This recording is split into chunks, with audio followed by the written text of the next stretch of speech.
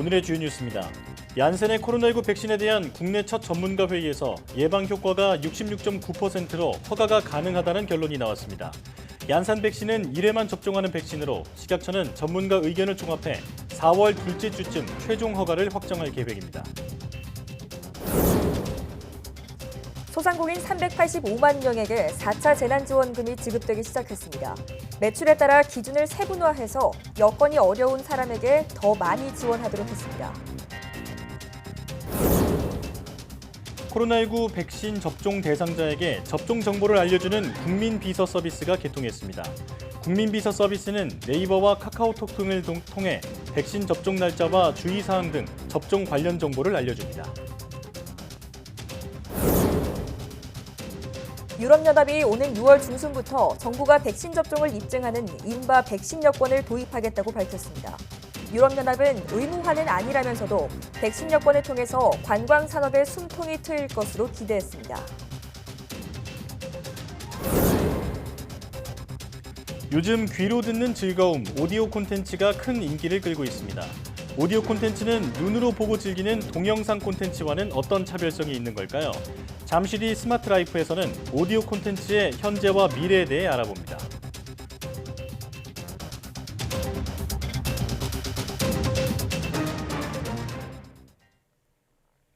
여러분 안녕하십니까? 사이언스 투데이 시작합니다. 우리 정부가 600만 명분 구매 계약을 체결한 얀센 코로나19 백신이 허가에 필요한 예방 효과를 인정받았습니다.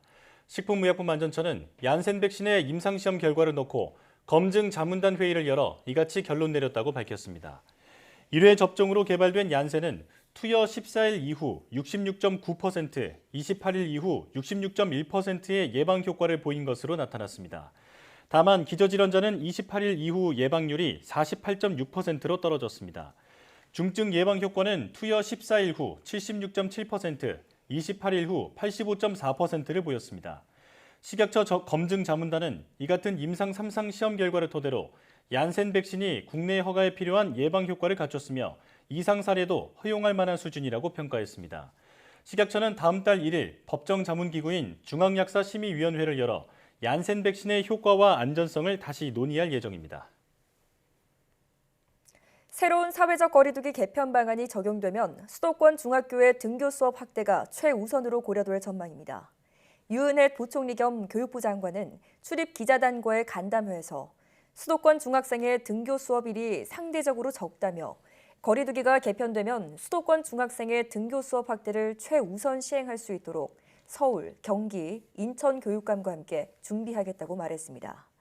이어 학교 일상 회복이라는 올해 가장 큰 과제를 추진하기 위해서 철저한 방역을 전제로 등교를 확대했다며 비수도권은 90% 이상 학생이 등교하는 지역도 있는데 수도권이 상대적으로 등교 학생 수가 떨어진다고 설명했습니다. 유 부총리는 또 방역당국은 학교에서의 감염 확산 위험도가 높지 않다고 분석하고 있지만 수도권 확진자가 하루 300명대로 발생하는 상황에서는 등교 확대는 신중해야 한다고 말했습니다. 다음 달 8일부터 보건특수교사와 그 보조 인력에 대한 코로나19 백신 접종이 시작됩니다. 유은혜 부총리는 초등학교 1, 2학년과 유치원, 돌봄 전담 인력의 접종 시기를 앞당겨달라고 요청했으며 이는 전체적인 백신 물량과 공급 시기를 검토해야 해 질병관리청과 협의하고 있다고 말했습니다. 아울러 고3과 고3 담당 교직원은 대입 일정이 차질 없이 안정적으로 운영될 수 있도록 하려면 여름방학 때까지는 접종해야 한다며 고3과 고3 담당 교직원 접종에 대해서도 협의를 진행하고 있다고 설명했습니다. 교육부는 지난 25일 백신 접종 동의자 명단을 방역당국에 제출했다며 교직원 백신 접종에 필요한 세부 지침은 다음 달 1일까지 마련해 학교와 보건소 등 관련 기관에 안내할 예정이라고 밝혔습니다. 서울시는 30개 주요 다중이용시설을 대상으로 코로나19 방역 특별점검을 벌인 결과 영등포구 더현대서울 백화점과 종로구 광장시장 등에서 방역수칙 준수 미흡 사례를 발견했다고 밝혔습니다. 서울시에 따르면 더현대서울은 점심시간대 식당가 등의 이용자가 급증했으며 줄서기에서도 1m 이상 간격 유지가 잘 이루어지지 않는 등 이용자 수 제한과 거리두기가 미흡했습니다. 이에 따라 서울시는 더현대서울의 입장 고객 수를 평상시 정원의 70% 수준으로 제한하고 환기는 하루 6회에서 12회로 늘리도록 했습니다. 또 광장시장에서는 노점 이용 시민들이 많았고 밀집도가 높아서 사회적 거리두기 자체가 잘 지켜지지 않는 사례가 발견돼 앞으로 하루 2차례씩 현장 점검이 이루어질 예정입니다. 서울시는 또 기독교 최대 절기 중 하나인 다음 달 4일 부활절까지 교회와 성당 등 종교시설 1000여 곳에 대해 특별 방역 점검을 한다고 밝혔습니다. 서울시는 자치구와 함께 소모임과 종교활동 시 인원 제한과 성가대 운영 금지 준수 여부 등을 중점 점검해 위반할 경우 집합 금지와 과태료 부과 등 엄정 조치할 방침입니다. 현행 사회적 거리두기 단계가 2주 더 연장되는 가운데 도서관과 경기장 등 일부 시설에서 음식 섭취가 금지됩니다.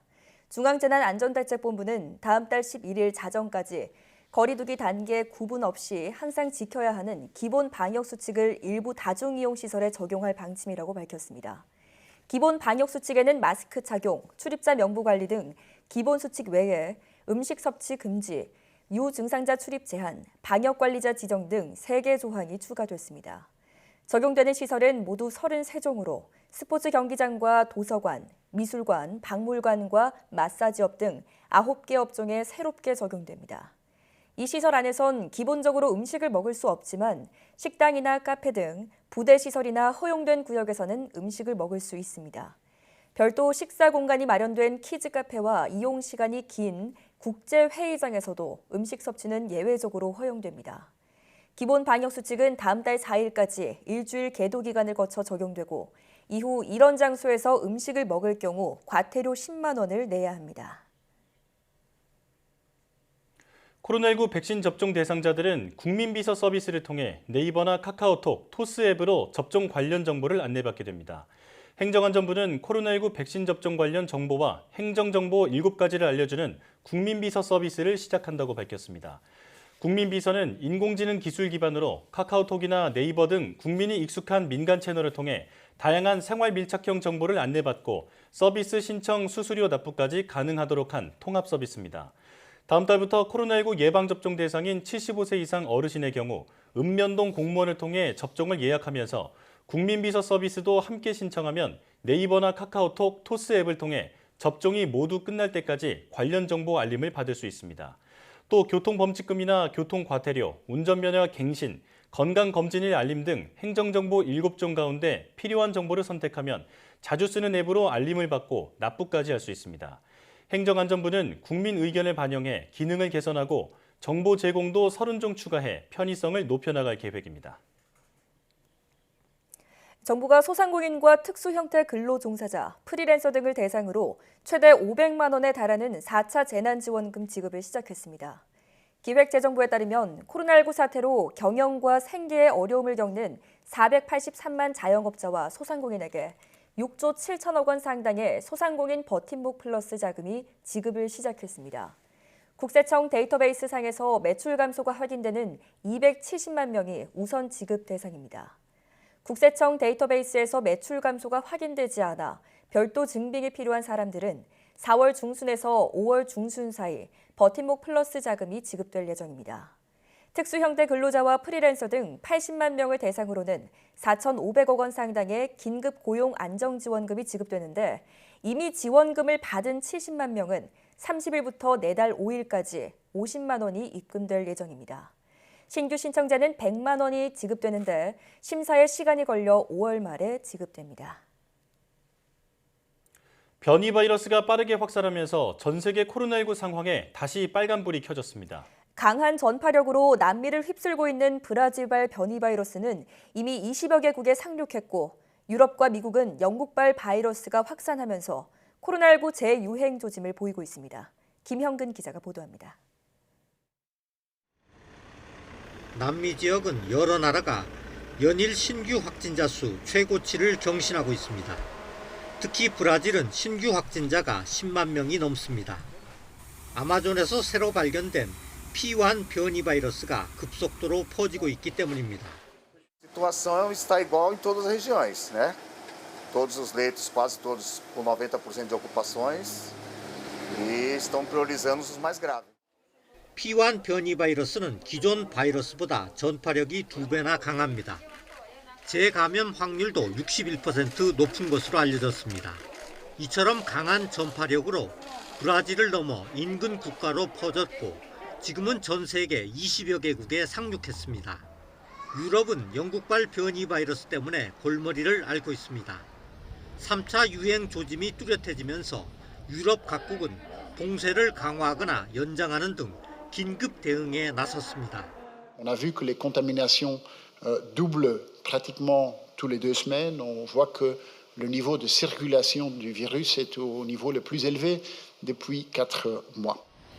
미국도 주춤했던 확진자 수가 다시 증가세를 보이고 있습니다. 지난주 하루 평균 확진자 수가 전주보다 11%나 증가했습니다. 규제 완화를 틈타 변이 바이러스가 곳곳에서 확산하고 있기 때문입니다. We are at a critical point in this pandemic, a fork in the road, where we as a country must decide which path we are going to take. 전문가들은 변이 바이러스가 빠른 속도로 확산하면서 글로벌 보건에 또 다른 충격파를 던지고 있다면서 백신 접종에 들떠 방역 지침을 느슨하게 운영해서는 안 된다고 경고했습니다. YTN 김영근입니다. 앤서니 파우치 미 국립 알레르기 전염병 연구소 소장 역시 미국의 코로나19 감염 사례가 다시 급증할 가능성이 있다고 경고했습니다. 파우치 소장은 CBS 방송에 출연해 미국에서 신규 감염 건수가 여전히 고공행진을 하고 있다면서 이같이 말했습니다. 또 전염성이 더 강한 변이 바이러스가 신규 감염자 증가에 영향을 줬지만 봄방학과 여행, 여러 주의 방역 규제 조치 완화 등도 영향을 끼쳤다고 지적했습니다. 그러면서 코로나19 감염세가 정점을 찍은 뒤 높은 수준을 계속 유지하고 있는 고점 안정기의 경우 다시 급상승의 위험에 처할 수 있다며 불행하게도 지금 그런 상황을 보고 있다고 말했습니다. 유럽연합 EU가 오는 6월 중순부터 이른바 백신 여권을 도입하겠다는 방침을 밝혔습니다. 의무화하지는 않겠지만 백신 여권을 통해서 여행이 좀 더 자유로워져 관광 산업이 회복되길 기대하고 있습니다. 이동헌 기자의 보도입니다. 티에리 브루통 EU 내부시장 담당 집행위원이 현지 시간 28일 프랑스의 한 방송에 출연해 이른바 백신 여권 시안을 공개했습니다. QR코드에 코로나19 백신 접종 여부와 백신 종류, 항체 형성 여부, 코로나19 검사 결과 등의 정보가 담길 예정입니다. 종이나 스마트폰 등을 통해 발급되며 오는 6월 중순부터 사용이 가능할 것이라고 밝혔습니다. Et pour lesquels on demandera un test PCR, l'état de votre test PCR. Ça concrètement, Et ça, concrètement, c'est mi-juin. 현재는 EU 내 백신 공급이 부족하지만 두세 달 안에 백신 공급이 늘어나 누구나 백신을 받을 수 있는 시점에 맞춰 백신 여권을 발급하겠다는 것입니다. EU는 백신 여권을 의무화하지는 않겠다고 밝혔습니다. 하지만 항공사가 이를 요구할 수 있고 입국 시 코로나 검사를 면제받을 수 있다고 말해 사실상 백신 여권 없이 해외여행은 어려울 것으로 보입니다. 이달 초부터 여행 관련 건강증명서를 발급하고 있는 중국은 백신 여권과 관련한 국제 협력을 강조하고 있습니다. If some countries have tight safeguards, some are loose, and people in countries with lax regulations can move around freely, that's obviously not reasonable. 코로나19 팬데믹으로 직격탄을 맞은 관광산업의 회복을 위해 세계 각국이 여름 휴가철을 전에 백신 여권 도입을 서두르는 모습입니다. YTN 이동원입니다. 유럽에 이어 조 바이든 미 행정부와 민간 회사들이 코로나19 백신 접종 사실을 증명하기 위한 표준 방식 개발을 위해 노력하고 있다고 워싱턴 포스트가 현지 시간 28일 보도했습니다. 워싱턴 포스트는 바이든 행정부의 백신 여권 관련 계획은 보건정보기술 관련 부서를 포함해 주로 보건복지부의 주도로 추진되고 있다고 당국자를 인용해 보도했습니다. 백신 여권은 무료일 것으로 예상되며 항공사 탑승권과 유사한 스캔 가능한 코드를 제시하는 스마트폰 앱을 통해 이용할 수 있고 스마트폰을 통해 접근할 수 없는 미국인은 여권을 인쇄해야 한다고 워싱턴 포스트는 전했습니다. 제프 자이언츠 백악관 코로나19 조정관이 관련 업무를 이끌고 있으며 수일 내로 진전 상황을 발표하는 것을 목표로 하고 있다고 한 당국자가 밝혔습니다. 이런 가운데 크루즈 여행부터 스포츠 경기 관련 분야에 이르기까지 영업 재개에 앞서 백신 접종 증명서를 요구할 것이라고 밝히는 회사들이 늘어나고 있다고 워싱턴 포스트는 전했습니다.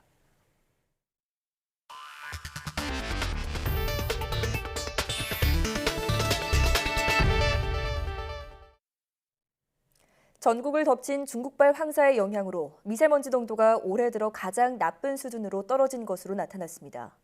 환경부 국립환경과학원은 29일 오전 10시 기준 대구의 미세먼지 평균 농도가 시간당 1,115 마이크로그램으로 나타났다고 밝혔습니다. 이는 미세먼지의 매우 나쁨 기준인 151 마이크로그램 이상을 훌쩍 뛰어넘은 것입니다. 같은 시각 광주는 842 마이크로그램으로 나타났고 전북 836 마이크로그램, 경북 744 마이크로그램 등 제주도를 포함한 전국 대부분 시도의 미세먼지 농도가 매우 나쁨 수준을 기록했습니다. 전국을 덮친 황사 때문에 화려한 벚꽃도 생기를 잃고 있습니다. 벚꽃이 한창인 전북 정읍천과 전주천 주변을 황사 발생 전과 후로 나눠서 촬영했습니다. 함께 보시죠.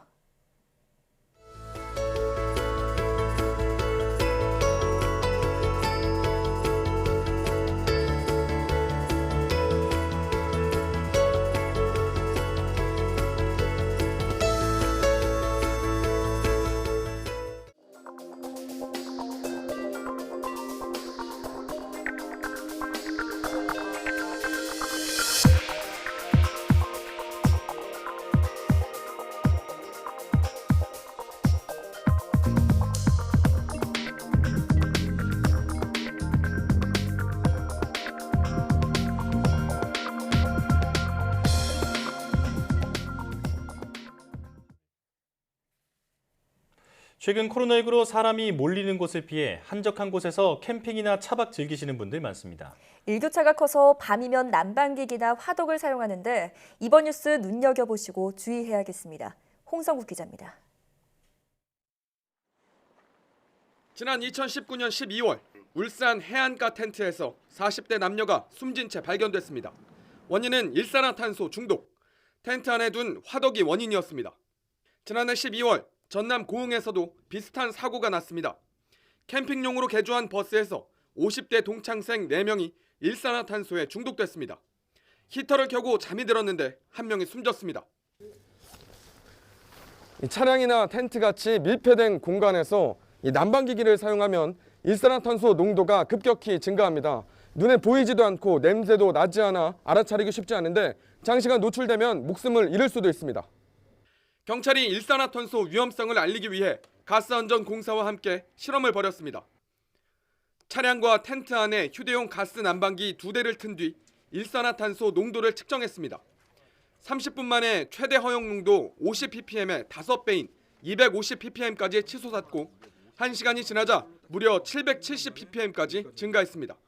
구토와 어지러움을 느끼는 단계를 넘어 3시간 이상 머물면 건강한 사람도 목숨을 잃을 수 있는 수치입니다. 산소 대신 헤모글로빈과 결합해서 우리 몸을 순환하게 되고 그래서 산소 부족 상태가 되게 됩니다. 그래서 일산화탄소 중독으로 사망할 수 있습니다. 일산화탄소 경보기를 설치해도 순식간에 의식을 잃어 깨어나지 못할 수 있는 만큼 난방기기 사용 대신 두꺼운 침낭이나 핫팩 등을 사용하는 것이 좋습니다. YTN 홍서욱입니다.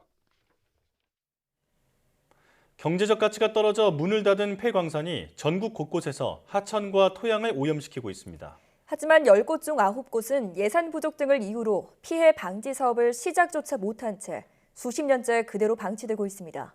송세혁 기자가 취재했습니다. 하천 물길이 온통 벌겋습니다. 상류로 올라가 봤습니다. 폐광산에서 중금속에 오염된 물이 쉼없이 흘러나옵니다. 하천이 붉어진 것은 물속 철 성분이 산화하면서 생긴 침전물 때문입니다. 측정 결과 철 함유량은 기준치의 최대 90배에 이릅니다. 사실상 죽은 하천으로 변하면서 물고기는 사라진 지 오래입니다. 오염된 하천 구간은 10여 킬로미터에 이릅니다. 오염된 물은 하천과 연결된 바다로 그대로 흘러들고 있습니다. 하천 상류 폐광산 2곳에서 배출되는 오염수는 하루 최대 15,000톤가량. 하지만 정화시설 처리 용량은 5분의 1 수준인 3,000톤으로 턱없이 부족합니다. 뒤늦게 정화시설 2기를 추가로 짓고 있다지만 올해 하반기에나 준공될 예정입니다. 광산이 문을 닫은 지 30년이 넘도록 정화시설조차 제대로 갖추지 못한 겁니다. 하천 관리를 이렇게 한다는 것은 문제가 상당히 크죠. 그다음에 또 물은 모든 생명의 근원이기 때문에 물이 흐르는 하천이 이렇게 오염이 된다라고 하면 어떠한 생명체도 살아날 수가 없거든요. 이곳뿐만이 아닙니다. 토양이나 수질 오염 등이 발생한 것으로 확인된 폐광산은 전국적으로 2,600곳이 넘습니다. 하지만 이 가운데 10곳 중 9곳은 정화시설 설치 등 피해 방지 사업을 시작조차 못했습니다. 하객만큼 다 예산을 이제 배정을 받지를 못해요. 그래서 60%, 70% 정도밖에 못하잖아요. 정책 우선순위와 예산 배정에서 번번이 뒤로 밀려 수십 년 동안 방치된 폐광산이 환경 재앙이라는 부메랑으로 돌아오고 있습니다. YTN 송세혁입니다. 가상화폐 투자 광풍이 불면서 국내 거래소만 100곳이 넘는 것으로 알려졌습니다. YTN은 영세업체까지 난립하면서 우려되는 부작용과 제도적 허점을 연속 보도합니다. 오늘은 먼저 투자금을 제때 현금화하지 못하는 피해 사례를 손효정 기자가 취재했습니다. 40대인 김모 씨는 최근 가상화폐 거래소에 3천만 원을 넣고 투자를 시작했습니다. 그러다 마음이 바뀌어 사뒀던 코인과 남은 현금에 대한 출금을 신청했습니다. 하지만 출금은 차일피일 미뤄졌고 거래소 측은 검수가 필요하다며 기다려달라는 말만 반복했습니다. 열흘 넘게 기다린 끝에 고작 200만 원만 돌려받게 되자 김 씨는 거래소 자산을 압류해달라는 처분서를 법원에 냈습니다. 출금 신청을 취소하지도 못하는 상태이기 때문에 지금까지 아무것도 할 수가 없는 상태이고 지금 돈이 묶여있는 상태입니다. 명백히 사기라고 생각합니다. 가상화폐 투자 관련 인터넷 카페에선 비슷한 피해를 호소하는 글이 쉽게 눈에 띕니다. 거래소와 연락조차 안 된다는 호소도 많습니다. 제가 출금을 요청한 게 올해 1월 27일이었고요. 전화 문의도 하고 카카오톡으로 문의를 했는데 전혀 아무런 답변도 없이 기다리고만 있는 상황이에요. 거래소 사무실을 직접 찾아가 봤습니다. 불은 모두 꺼져 있고 전화를 아무리 걸어도 받지 않습니다. 거래소에 현금이 묶여있는 몇몇 이용자들이 답답한 마음에 이곳 사무실까지 찾아왔지만 문이 잠겨 있어서 그대로 돌아갈 수밖에 없었습니다. 물어보는 건 그런거지 이자금 해줘도 될 거예요. 아니 여기 뭐는 출근하시면 그 정도? 불 꺼져 있으니까. 취재진이 어렵게 만난 거래소 직원은 코로나19로 재택근무하고 있다며 출금은 차례로 이뤄지고 있다고 해명했습니다. 출금이 나가고는 있는데 약간 간헐적으로 나가고 있는데 조만간 해결은 될 거거든요. 아예 안 나가는 건 아니에요. 보이스피싱 케이스들이 좀 있어서 이 사람이 직접 입금을 한 건지 안 한 건지 약간. 참다 못한 투자자들은 사기와 횡령 혐의로 거래소를 경찰에 고소했습니다.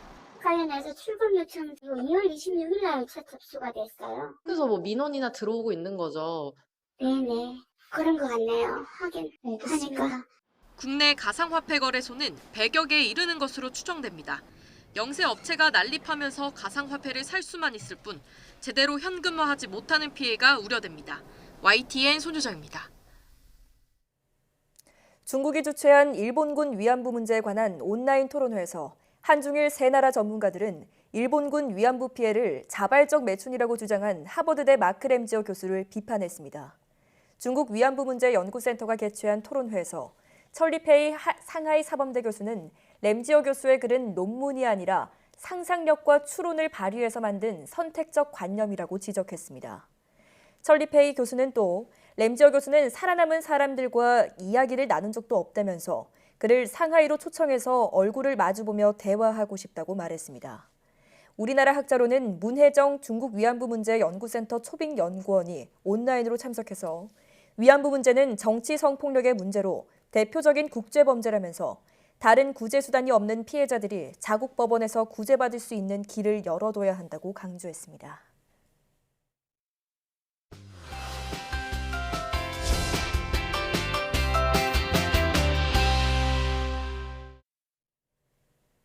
사람이 나이가 들면 암 발병률이 증가하듯 반려견도 마찬가지입니다. 특히 간암은 사람과 마찬가지로 특별한 초기 증상이 없어 발견이 더 힘들다고 합니다. 네, 오늘 슬기로운 펫생활에서는 반려견의 간암 전조 증상과 효과적인 치료법에 대해 알아보겠습니다. 지금 바로 화면으로 만나보시죠.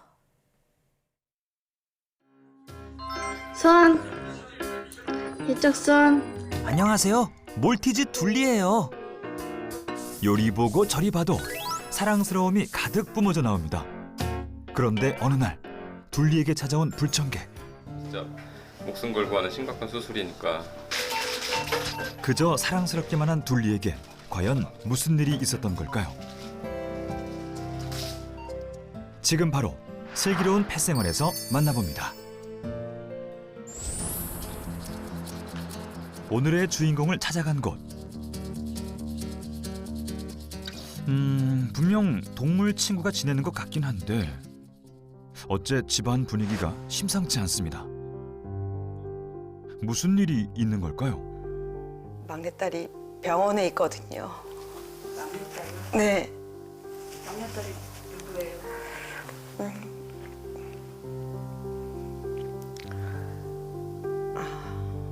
우리 강아지.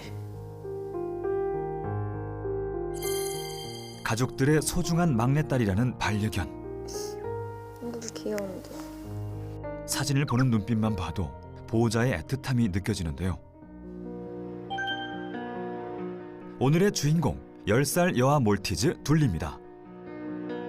보호자 가족에게로 와 어엿한 막내딸이 된 지도 벌써 10년째. 오. 가족들에게 이제 둘리는 반려견 이상의 소중한 존재라고 합니다. 그런데 최근 둘리에게 불청객이 찾아왔습니다. 갑작스러운 간암 판정을 받은 건데요. 저희는 그냥 처음 강아지를 키워봐서 그런가 몰랐어요. 살찐 걸로만 알고 있었거든요. 간이 붓는 거더라고요. 그래서 동네 병원에서 검사를 한번 해보자고. 이렇게 배만 볼록 나올 수가 없다고 그러셔가지고 한번 검사를 해봤는데 간이 큰 걸로 봐서 간의 종양인 것 같다고 해서 간 종양에다가 간 종양을 그러니까 떼어내서 검사했더니 악성 종양이라고 그러시더라고요. 전조 증상조차 없어 뒤늦게 발견하고 말았습니다. 10년 동안 잔병치레 한 번 없던 둘리기에 가족들은 더욱 충격이 크기만 한데요. 몰라줘서. 자기도 아팠는데 그냥 못 알아줘서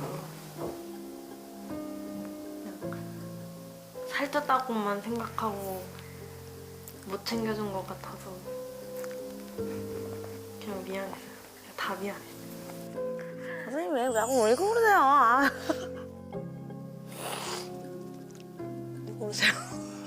안 하려고 그랬는데 우리 그치? 미처 알아주지 못한 가족들은 미안함에 눈물만 흐릅니다. 정말 이럴 때면 내 반려견과 대화하고 싶다는 생각이 들죠. 그 마음을 둘리는 알고 있을까요? 이제 둘리를 만나러 갑니다. 병원에 입원 중인 둘리를 위해 가족들이 부랴부랴 준비에 나섭니다. 둘리가 좋아하는 간식부터 안정을 위한 둘리 채취가 묻은 물건까지. 여긴 비린내 난다. 아 진짜. 둘리 비린내.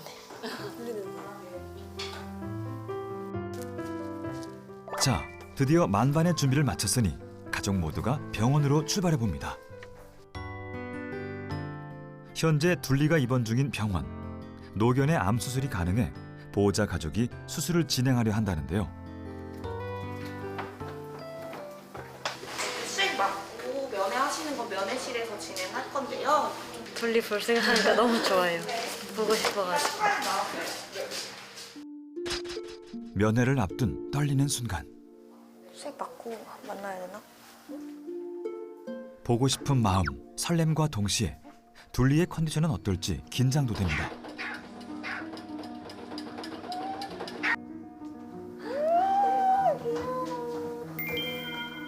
드디어 애틋한 가족 상봉의 순간인데요.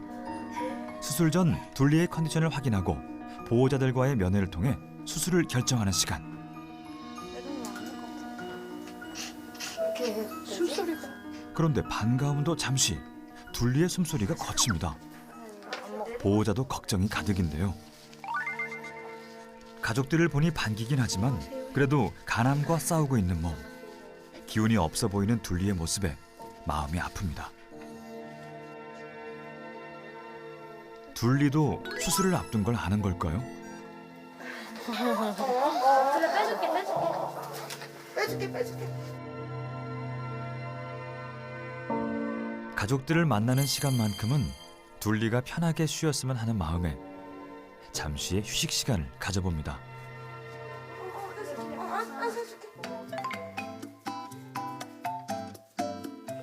이렇게 활기차게 뛰어다니는 모습만 보면 건강하기만 한 둘리인데 간암이라니 믿겨지지가 않습니다. 가까이서 봐야만 조금 티가 나는 배의 부푼 모습. 과연 현재 둘리의 간은 어떤 상태일까요? 이렇게 있던 게 대략 뿌옇게 보였던 뭔가 의심되는 물질이 이게 현재 보이는 간 종양의 이제 모습이세요. CT에서는 다른 간에서는 전이소견이나 또 그 외 다른 장기에서도 전이소견은 보이진 않아요. 그래서 다행히 수술은 할 수 있을 것 같고요. 간의 악성 종양을 떼어내는 수술을 진행할 예정. 그렇다면 반려견 간암은 어떤 것일까요?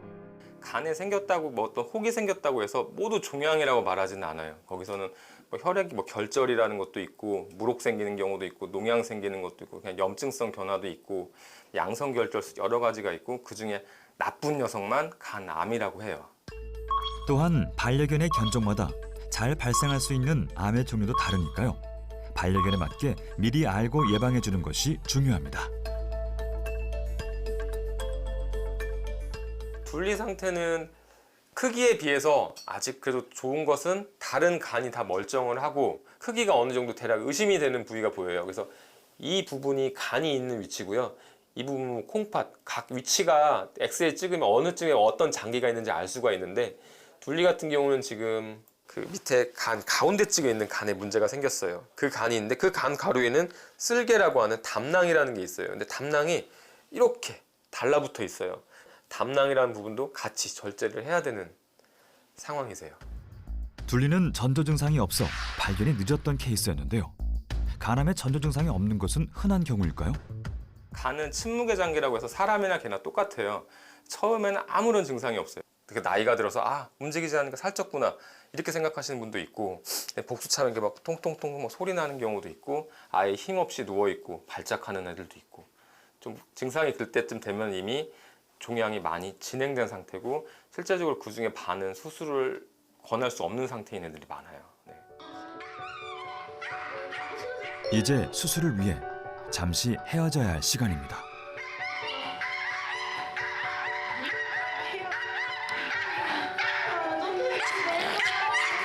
가족들과 헤어지는 순간이 되니 꾹 참던 어리광이 터지듯 울부짖는 둘리.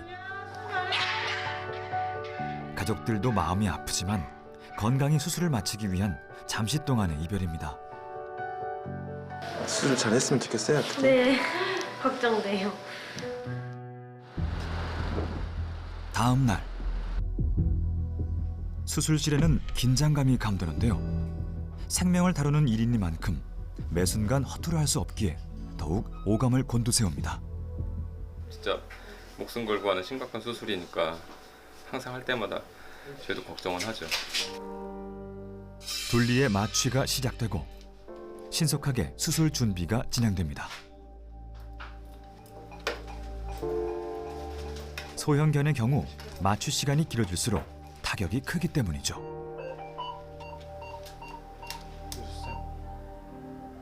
수술실 바깥 또한 정막만이 흐릅니다. 둘리의 수술을 기다리는 보호자들. 둘리가 수술 잘 받고 그냥 조금이라도 더 건강한 모습으로 나와줬으면 좋겠어요. 잘 버텨줘야 되는데 둘리도 처음이고 저희도 처음이니까 너무 긴장돼요.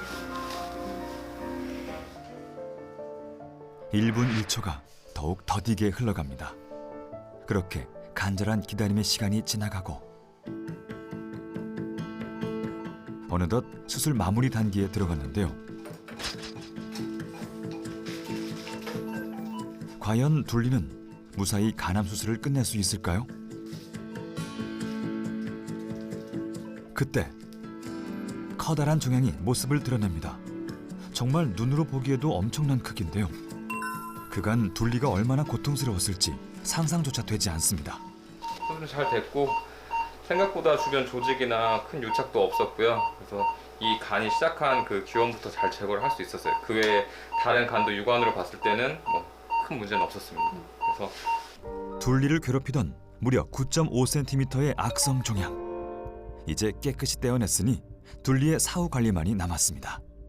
앞으로 며칠 입원을 할 거예요. 그래서 오늘 보통 수술한 다음 날, 첫날, 다음 날, 다다음 날, 이 정도가 좀 약간 위험한 시기예요. 왜냐면 그 큰 게 있었으니까 이제 혈압도 떨어질 수도 있고, 뭐 출혈이라든지 염증 이게 발생할 수 있는 시기가 초기 3일 안에 보통 대부분 발생을 해요. 이렇게 큰 수술에서 면역력이 좀 떨어져 있어요. 그래서 평상시랑 먹던 거, 보호자분이 잘못해서 간암이 생긴 건 아니거든요. 평상시랑 똑같이 먹이고, 그러니까 아이가 집에서 완전히 정상적인 컨디션 회복할 때까지는 그냥 집에서 케어하시는 게 제일 좋습니다. 수술 후 보호자와 둘리가 만났습니다. 벌써 고개 들었죠? 네. 수술 끝난 지 착해. 10분밖에 안 지났는데도 착해. 그만큼 마취 시간도 중요해요. 마취 오래 하면 사실 사람 같으면 사실 이렇게 못하지만 강아지들은 주인공 빨리 이렇게 고생했어요. 10분 전에 수술 끝나느라고 믿기지가 않죠? 네. 어머, 잘했어. 아이고, 꼬리 봐. 아이고, 그래, 앉아. 아이고. 건강검진, 가까운 동물병원 가시더라도 좀 의심된다 그러면은 좀 정밀 초음파를 봐야 돼요. 그래서 그러면 지역병원에서 할 수 있을 때 한계가 있을 수가 있어요. 왜냐하면 여러 좀 차이점 때문에 그럴 경우는 좀 더 상급 병원에서 초음파 검사 다시 한번 받고 괜찮다 그러면 다시 지역병원에서 관리하는 식으로 그렇게 하시는 게 제일 좋으실 거예요. 일단 회복을 너무 빨리 해주고 마취도 잘 깨서 오히려 저희를 반겨줘가지고 조금 눈물이 날 뻔했는데 너무 고마웠어요.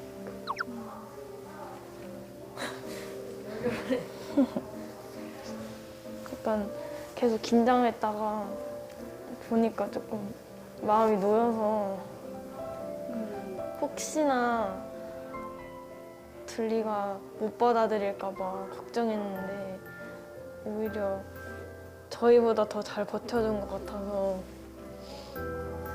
고맙기도 하고 이제 더 신경을 써줘야 되겠다 생각이 들었어요.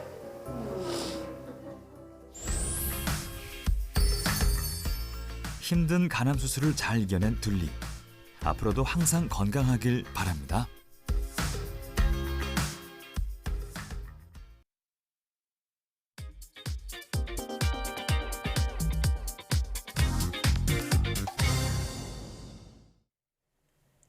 화면에 집중해야 하는 영상 콘텐츠와 달리 편하게 귀로 듣는 오디오 콘텐츠가 인기를 끌고 있습니다. 들으면서 다른 일을 할 수 있다는 장점도 있는데요. 네, 오늘 스마트 라이프에서는 오디오 콘텐츠에 대해 알아보겠습니다. IT 칼럼니스트 이호훈 씨와 함께합니다. 어서 오십시오. 안녕하세요. 네. 요즘 편안하게 귀로 즐기는 오디오 콘텐츠의 인기가 높다고 들었습니다. 예. 이게 온라인 콘텐츠와는 어떤 장점이 있는 건가요? 아무래도 이 동영상 콘텐츠랑 비교해 보면 가장 큰 장점이 역시 멀티태스킹이 된다라는 겁니다. 그러니까 다른 일을 하면서도 틀어놓기에 좋다라는 건데요. 실제로 이 음악 스트리밍 서비스를 쓰는 시간을 조사해 보면 이 출퇴근 시간에 듣는 분들이 가장 많다라고 합니다. 예. 눈이나 손으로는 다른 걸 하면서 귀로는 이제 오디오 콘텐츠를 듣는 거죠. 일하거나 공부하면서도 많이 듣고요. 그래서 가장 수동적인, 그래서 편안한 컨텐츠이기도 합니다. 농담 삼아서 자면서도 즐길 수 있는 유일한 컨텐츠다 이렇게 예. 얘기를 하기도 하는데요. 실제로 자기 전에 잔잔한 음악이나 자연의 소리를 틀어놓고 주무시는 분들이 꽤 있습니다. 네.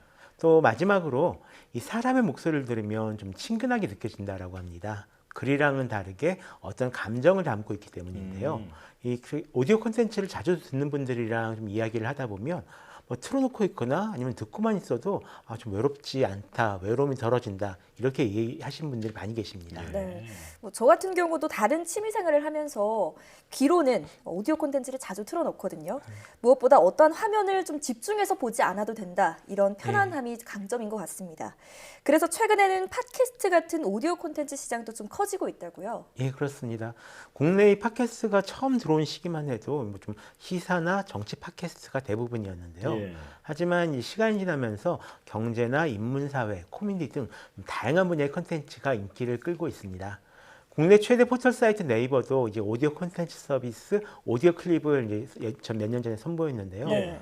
영상 없이 소리로 오디오 먹방을 들려주기도 하고요. 또 라디오계의 유튜브라 불리는 오디오 방송 플랫폼 스푼 라디오가 있습니다. 여기서는 영상 없이 목소리만으로도 좀 손쉽게 크리에이터가 될 수 있어서 매일 10만 개의 콘텐츠가 생성이 된다라고 합니다. 또 특히 라디오와 친하지 않던 Z세대들이 이런 콘텐츠에 열광하는 점도 좀 특징이라고 하는데요. 또 오디오 형태의 교육이나 예능 프로그램을 제공하는 플랫폼으로 멜론 스테이션이나 네이버 나우도 인기를 끌고 있다고 합니다. 해외 같은 경우는 이 팟캐스트가 좀 대세를 타고 있는 그런 분위기거든요. 그래서 세계 최대 음악 스트리밍 서비스 스포티파이 같은 경우에는 약 220만 개가 넘는 팟캐스트 콘텐츠를 보유하고 있다라고 밝힌 적도 있었는데요. 네. 미국 오바마 전 대통령 같은 경우도 얼마 전에 팟캐스트를 시작을 했고요. 그리고 영국 해리 왕자와 메건 마클 부부도 곧 팟캐스트를 만들 거라고 합니다. 인터넷 포털 사이트는 물론 음원 사이트까지 오디오 콘텐츠 시장에 적극적으로 뛰어들고 있는 건데요. 출퇴근길이나 집안일을 하면서도 들을 수 있다는 그 장점 때문에 책을 귀로 듣는 오디오북 이용자도 늘고 있다고 들었습니다. 예, 맞습니다. 최근에 ASMR 같은 게 큰 인기를 얻고 있다라는 얘기는 들으셨을 텐데요. 네. 그에 비슷하게 오디오북도 굉장히 조용하게 떠오르고 있는 그런 컨텐츠입니다. 네. 실제 어떤 결과 데이터를, 결제 데이터를 통해서 그 많은 보고서에서 밝힌 내용이 있는데요. 2019년 대비 2020년 오디오북 이용이 약 109% 정도 늘었다라고 합니다. 또 이 40대가 주도하는 종이책 독자와는 좀 다르게 30대 이용자가 굉장히 많다라고 하고요.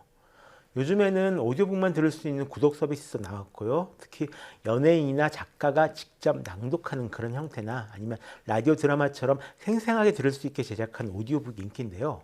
아직 이용자가 절대적으로 많다고 할 수는 없지만 좋은 반응이 이어지는 만큼 올해도 좀 더 듣는 독자가 많아질 거다라고 생각을 하고 있습니다. 네. 그런가 하면 테슬라 CEO인 일론 머스크나 또 페이스북 CEO인 마크 저커버그 등이 참여하는 오디오 기반의 SNS가 국내에서도 굉장히 인기라고 들었습니다. 이 플랫폼은 초대장이 있어야 들어갈 수 있다면서요? 예, 그렇습니다. 이제 써보시면 금방 아실 수 있는 그런 플랫폼인데요. 이 음성 대화방 같은 겁니다. 안 그래도 이 코로나19 때문에 넷플릭스 파티처럼 친구와 함께 영화를 보면서 채팅을 하거나 아니면 하우스 파티처럼 여럿이 화상 채팅을 하는 앱이 유행했었는데요.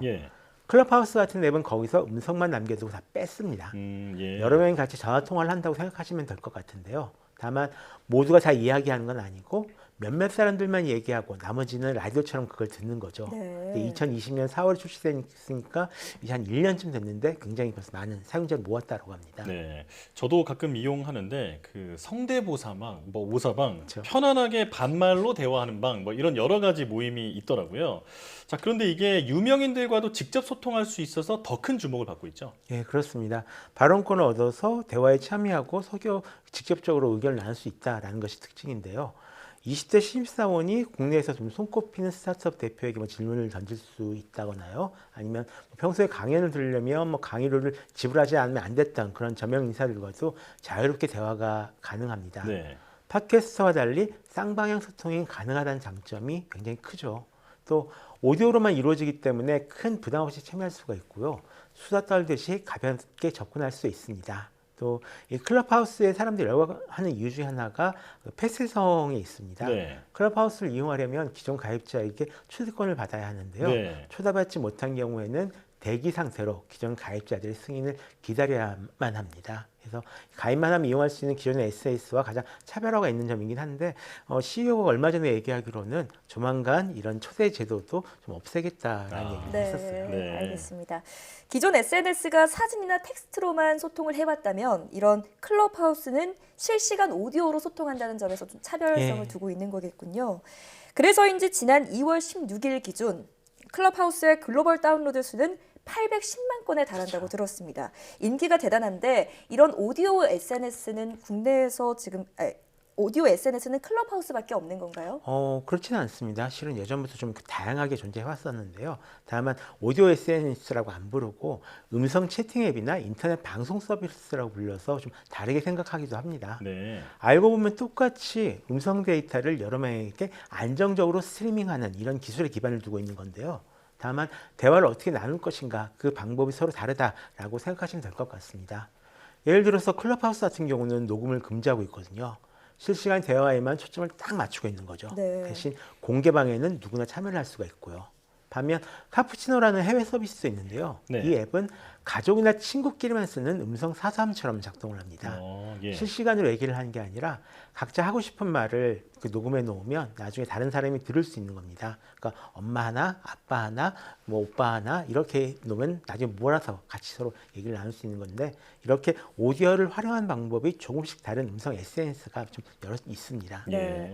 그렇다면 앞으로 오디오 콘텐츠는 어떻게 발전을 할까요? 아무래도 이제 많이 점점 더 발전할 수밖에 없다라고 좀 생각을 하고 있는데요. 일단 지금처럼 오디오 콘텐츠가 성장한 이유가 스마트폰과 무선 이어폰이 많이 보급되는 탓이 좀 큽니다. 예. 누구나 어디서나 쉽게 들릴 수가 있게 된 거죠. 또 요즘처럼 눈을 혹사한 시대에 눈을 좀 쉬게 해줄 수 있다는 장점도 있습니다. 다른 한편으로는 콘텐츠 제작 부담이 동영상에 비해선 훨씬 덜하다라고 하는데요. 영상은 보는 사람이 대부분이고 만드는 사람은 한 1에서 2% 정도라고 합니다. 근데 오디오 콘텐츠 같은 경우는 만드는 사람이 한 10% 정도 되거든요. 예. 다만 아직 확실한 수익 모델이 없어서 좀 사이드 콘텐츠 정도로만 만들어지는 경향이 강합니다. 이런 부분을 개선할 수 있다면 앞으로 기술 발전과 맞물려서 더 많은 사람이 듣게 될 것 같습니다. 예. 예전에 유튜버가 등장한 것처럼 이제는 오디오 크리에이터들이 새로운 바람을 일으키는 그런 날도 오지 않을까 기대가 됩니다. 지금까지 이효은 칼럼니스트와 함께했습니다. 오늘 말씀 고맙습니다.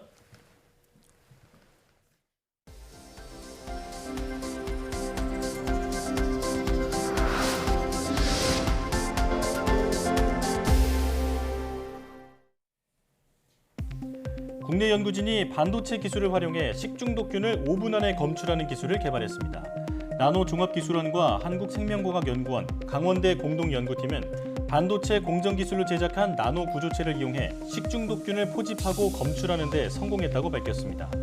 연구팀은 나노 구조체에 있는 섬모가 식중독균을 찾아내고 형광물질이 식중독균에 반응해 빛을 내게 된다고 설명했습니다. 담석증 환자의 담석을 깨끗하게 녹이는 물질이 개발됐습니다. 한국화학연구원과 가톨릭대 의대 연구팀은 햄스터 실험을 통해서 부작용이 적으면서도 담석을 용해하는 기능이 기존보다 1.7배 뛰어난 화합물을 개발했다고 밝혔습니다. 연구팀은 개발 기술을 국내 기업에 이전한 만큼 조만간 상용화될 것으로 내다봤습니다. 성인을 대상으로 한 과학교육 프로그램이 다음 달부터 대전 국립중앙과학관에서 진행됩니다. 이번 프로그램에는 일상의 과학문화 이해를 돕는 전통과학대학과 과학도서 저자가 책 내용을 풀어내는 책에서 찾는 과학향기 등으로 구성됐습니다. 참가를 위해서는 과학관 담당자에게 신청서를 제출해야 하며 외부 전문가나 강사가 평가 후 대상자를 선발합니다. 한국과학창의재단은 과학소통 경연대회인 2021 페임랩 코리아 참가자를 다음 달 18일까지 모집합니다. 페임랩은 자신의 연구나 최신 과학기술에 대해서 소품 등을 활용해 3분간 발표하는 대회로 만 20세 이상의 과학 전공자나 종사자는 누구나 참여할 수 있습니다. 참가 신청은 페임랩 코리아 홈페이지에서 가능하며 온라인 신청서와 3분 발표 영상 자료를 제출하면 됩니다. 삼성전자는 상반기 전략 스마트폰인 갤럭시 S21 시리즈의 국내 판매량이 지난 26일 100만 대를 돌파했다고 밝혔습니다. 국내에서 1월 29일 출시된 이후 57일 만에 전작인 갤럭시 S20보다 한 달가량 빠른 판매량을 달성했습니다. 모델별 판매 비중은 기본 모델인 갤럭시 S21이 52%를 차지했고 다음으로 갤럭시 S21 울트라가 27%를 나타냈습니다.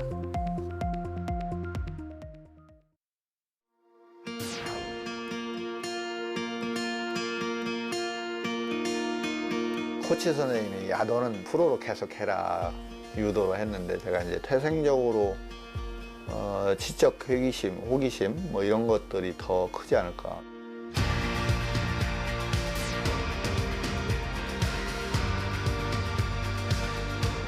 나노 구조를 쳐다봤을 때 새로운 물리 현상이 나오고 그런 물리 현상을 이용해서 양자 컴퓨터, 뭐 초고속 컴퓨터, 태양면지 효율을 우리가 극복하고 그런 연구를 우리가 하겠다는 거죠.